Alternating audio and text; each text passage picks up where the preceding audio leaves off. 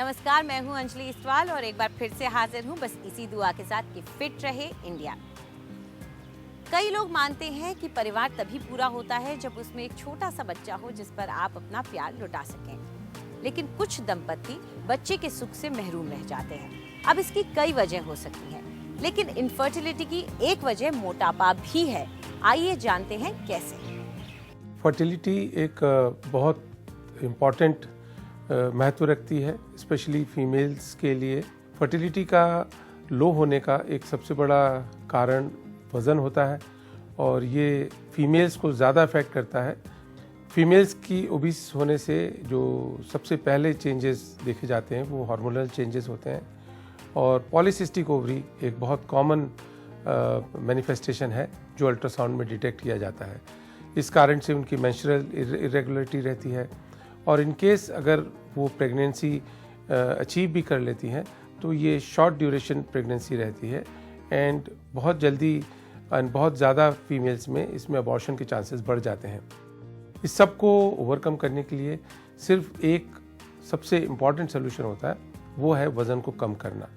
Unfortunately कुछ ऐसी situations होती है जिसमें ओबिसिटी आगे बढ़ के मॉर्बिड ओबिसिटी बन जाती है, जिसको हम कहते हैं बॉडी मास इंडेक्स अगर 37.5 से अगर ज़्यादा हो जाता है तो ये फीमेल्स मॉर्बिडली ओबीस फीमेल्स कहलाती हैं। इन सब पेशेंट्स के लिए सबसे ज़्यादा इफ़ेक्टिव और कारगर तरीका होता है बैरियाट्रिक सर्जरी, जो लेप्रोस्कोपिक और एंडोस्कोपिक द्वारा की जाती है और ये वन टाइम सर्जरी होती है।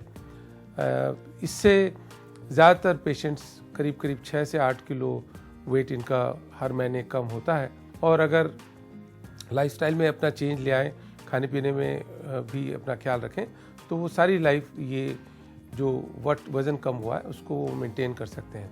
अगर कोई लेडी मॉर्बिडली ओबीस है, बहुत सारे मेथड अगर हम आर्टिफिशियल मेथड ट्राई करते हैं उनकी भी सक्सेस रेट बहुत कम होती है इन सब फीमेल्स में। दूसरी बात है, अगर by the way morbidly obese lady अगर प्रेग्नेंट हो भी जाती हैं तो प्रॉब्लम ये आता है कि ड्यूरिंग प्रेगनेंसी उनका अपना और बेबी का दोनों का खतरा रहता है। बेबी ओवरवेट पैदा होते हैं, सिजेरियन की परसेंटेज बढ़ जाती है, एनेस्थीसिया के रिस्क बढ़ जाते हैं, ऑपरेशन के रिस्क बढ़ जाते हैं और जो वुंड कॉम्प्लिकेशन होते हैं और जो पोस्ट ऑपरेटिव रिकवरी होती है वो बहुत ही प्रोलॉन्ग्ड हो जाती है। इनफर्टिलिटी बहुत ज़्यादा एग्रीवेट हो जाती है विमेन में जब उन्हें पीसीओडी और थायराइड होता है, और मेन में अगर लाइफस्टाइल या जेनेटिक प्रॉब्लम्स होती हैं तो इसको बहुत हद तक ओवरकम किया जा सकता है। अगर आप नॉर्मल तरीके से हेल्दी फूड खा रहे हो जहाँ बहुत सारा न्यूट्रिशन आपकी बॉडी में जा रहा है तो 6-8 महीने में आपके रिजल्ट्स आने शुरू हो जाते हैं। आप रॉ मिल्क खाओ, आप गुड फैट्स खाओ, एवोकाडो खाओ, चिया सीड्स का प्रयोग करिए, सनफ्लावर सीड्स का प्रयोग करिए, ब्राउन राइस का प्रयोग करिए। High protein diet with high fat diet का जब कॉम्बिनेशन होता है तो इसमें काफ़ी हद तक फ़ायदा देखा गया है।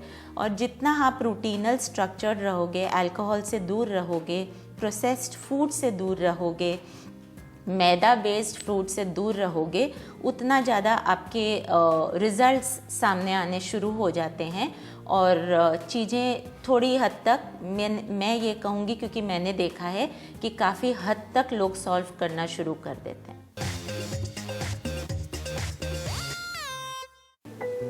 नमस्ते।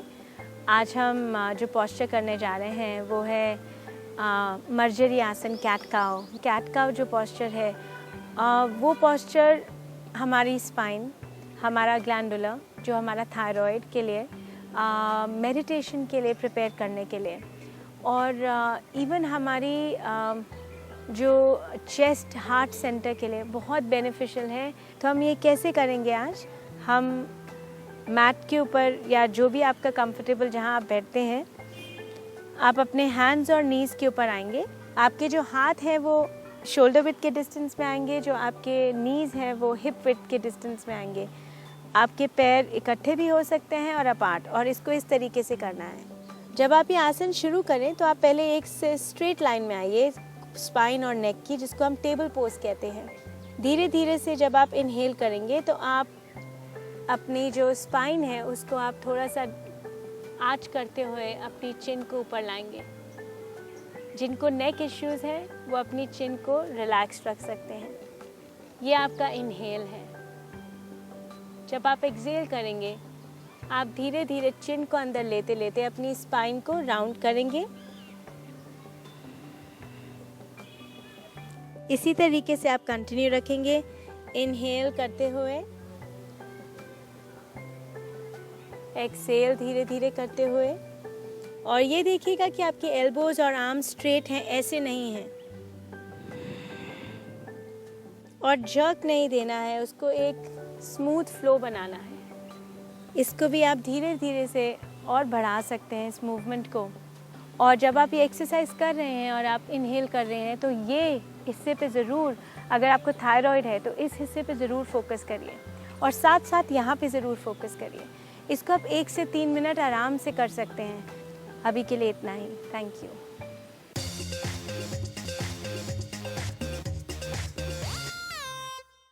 नमस्कार। आज हम बात करेंगे खुश्क त्वचा के बारे में, यानी कि ड्राई स्किन। वो स्किन जो रूखी सूखी रहती है, वो स्किन जो बहुत जल्दी एज करती है, और वो स्किन जिसके ऊपर सबसे पहले झुर्रियाँ नज़र आती हैं। ये स्किन टाइप पे जो चीक्स हैं वो ज़्यादा रूखी सूखी हो जाती हैं। आइज़ का जो एरिया है वहाँ पर झुर्रियाँ सबसे पहले नज़र आने लगती हैं, और स्किन कई बार बहुत पैची भी हो जाती है। ड्राई स्किन को आपको हर वक्त हाइड्रेटेड एंड मॉइस्चराइज रखना चाहिए, और जब भी आप अपने चेहरे पे नेचुरल इंग्रेडिएंट्स लगाएं वही चीज़ें लगाएं जिनमें पोषण मिलता हो। इसके लिए आपको चाहिए फुल फैट क्रीम दूध, चिरौंजी जो मिठाई में अक्सर इस्तेमाल होता है, और हमने बादाम का पाउडर मिक्स करके इसको थोड़े से दूध में मिलाया है। सबसे पहले चिरौंजी हम पीसेंगे, 2 चम्मच बहुत है।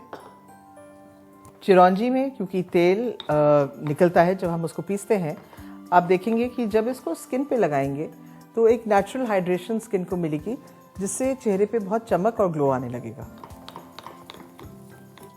चिरौंजी आप एक कटोरी में निकाल लीजिए। इसमें बादाम का पेस्ट और इसमें थोड़ा सा दूध। जो आपका पैक है उसको हमेशा थोड़ा पतला बना के रखें, क्योंकि ये इंग्रेडिएंट्स जो हैं वो स्किन पे आके फूलते हैं। आपकी जो लिक्विड क्वांटिटी है वो पतली होनी चाहिए इनिशियली।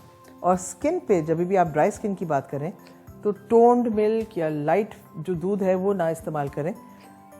दूध होना चाहिए चिकनाहट वाला। ये आप देखें बिल्कुल एक स्मूथ पैक बन गया है, और ये हम इनके स्किन पे हम लगाएंगे, लेकिन आँखों का हिस्सा छोड़ के। हाथ की जो बीच की 2 उंगलियां हैं उससे ये पैक लगाया जाएगा। आप इसको बड़े आराम से पैक कर सकते हैं, और ये पैक बहुत ही स्मूथ स्किन पे आता है।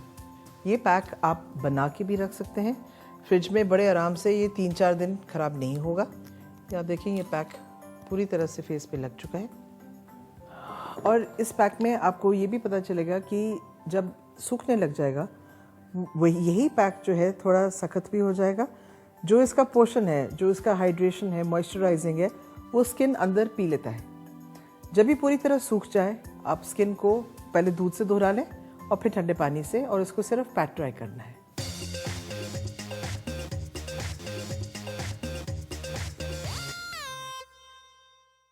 क्या आपके पास दिन में सिर्फ 4 मिनट का वक्त है? तो आइए मेरे साथ, आज की फिटनेस रिजीम सिर्फ 4 मिनट की ही है। इसे हम टबाटा बोलते हैं। 20 सेकंड हम बहुत हाई इंटेंसिटी ट्रेनिंग करेंगे, followed by 10 seconds of rest, और इसी पैटर्न को हम 8 टाइम्स दोहराने वाले हैं। So let's begin the first exercise for 20 seconds. Plank position में इस तरह से आइए आप, और अपने एब मसल्स को क्रंच रखिए and start running on the spot.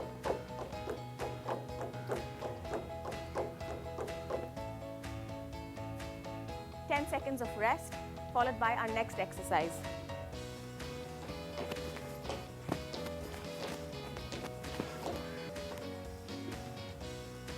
Ten seconds of rest, followed by the same regime again. Let's go. For 20 seconds, mountain climber.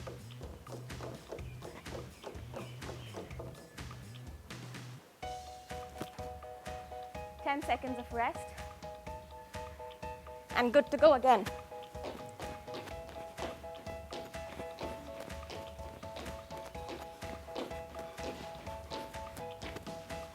इस रूटीन को हम 2 बारी और दोहराएंगे।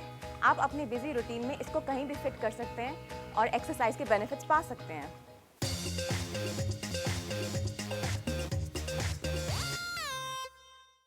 जानना चाहते हैं कि अपनी लिपस्टिक को लॉन्ग लास्टिंग कैसे बनाया जाए? आज मैं आपके लिए एक इतनी सिंपल और इजी टिप लाई हूँ जिसे सीखने के बाद आपको कभी भी लॉन्ग लास्टिंग लिपस्टिक्स खरीदने की जरूरत ही नहीं पड़ेगी। इस टिप के लिए आपको अपनी लिप पेंसिल चाहिए जो कि आपकी लिपस्टिक से मैच करती हो। अब सिंपली अपनी आउटलाइन बनाएं।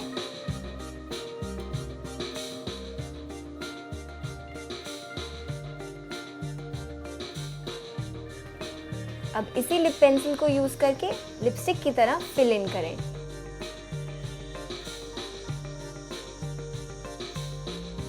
अगर ये ज्यादा ड्राई लगे तो आप इसमें हल्का सा लिप बाम भी मिला सकते हैं।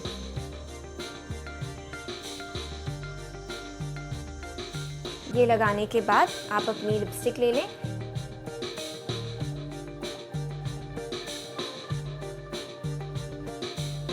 सिंपल था ना? बस अब आप देखिएगा कैसे आपकी लिपस्टिक 5 से 6 घंटे तक आसानी से लास्ट करती है। अगर आप हमसे जुड़ना चाहते हैं, हमें अपनी परेशानी बताना चाहते हैं, तो आप हमें ईमेल कर सकते हैं fit@ndtv.com पर। चाहे तो ट्विटर पर भी हमसे जुड़ सकते हैं। फिलहाल हमें इजाजत दीजिए। नमस्कार।